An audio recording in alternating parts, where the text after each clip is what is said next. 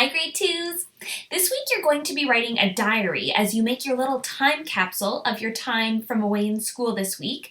So I'm going to take a look at a few examples of diary entries with you. We'll talk about how diary entries usually have a date to show when you wrote it, and then some different types of things you might write about in your diary. So let's take a look at some examples.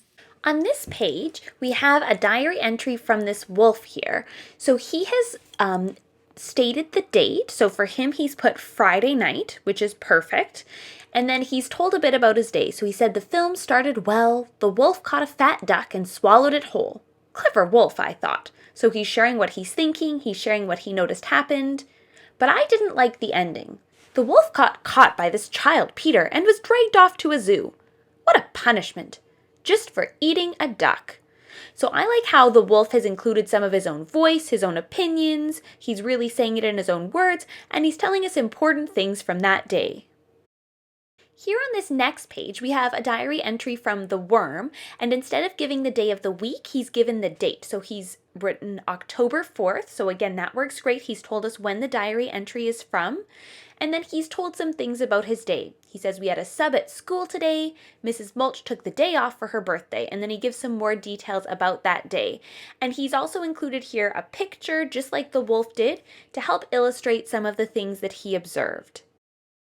And again, here on this page, the worm is giving more detail and he's sharing what he thinks. So after lunch, everyone talked about what they were going to give Mrs. Mulch at the party. A fuzzy mold pillow, an eggshell candy dish. Me? I had tons of ideas.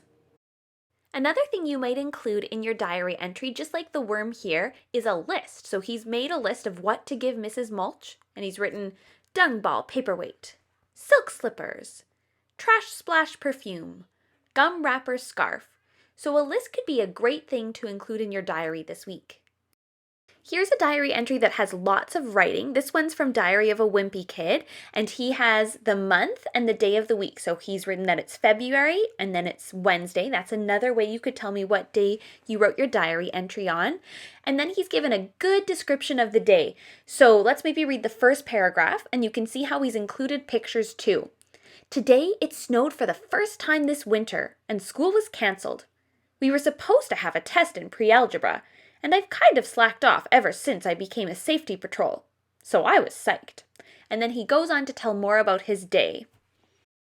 In our last example of a diary entry, we've got this one from April 9th, and the girl who's written this diary entry, she's included a picture with some labels, so you can do that if you feel like it, and then she's drawn some diagrams of the crocodile she was observing, and then some information about what happened. She even has a bit about what she's feeling. She says, I cannot wait to see Jeffy. I caught a ranita, a little frog for him. And then she goes on to give more information about that. Hopefully that gives you some ideas of what you can write in your diary this week. I'd like you to write at least 3 different entries if you can, so that might be every day, or maybe you'll choose just 3 days during the week, and try to write down some interesting thing you've noticed that might be different from your regular life. And you can write down the interesting things that are part of everyday life too. I can't wait to read your diary entries. Bye, grade twos!